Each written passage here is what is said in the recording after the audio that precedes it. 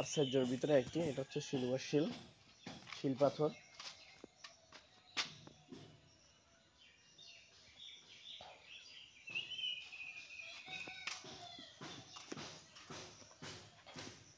স্থানীয়দের মুখ থেকে জানা যায় যে এই শিল পাথর নাকি দিনে দিনে শুধু বড় হচ্ছে। এটা নাকি আগে নাকি আরো অনেক ছোট ছিল।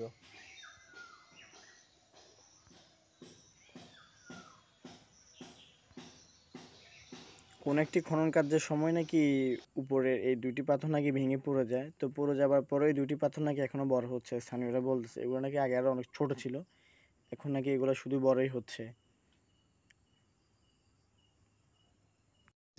স্থান থেকে অনেক পর্যটক সেটা দেখা করে এবং উপভোগ করে যায়। এই শিলটার গোড়া এখন পর্যন্ত নাকি কেউ নাকি খুঁজে পায় না। এটা প্রাকৃতিকভাবে উঠেছে, শুধু মাটির থেকে এটা বড় হচ্ছে।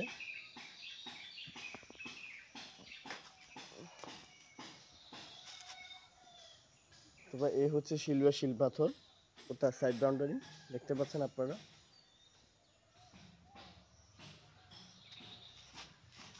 পিছন থেকে দেখেন।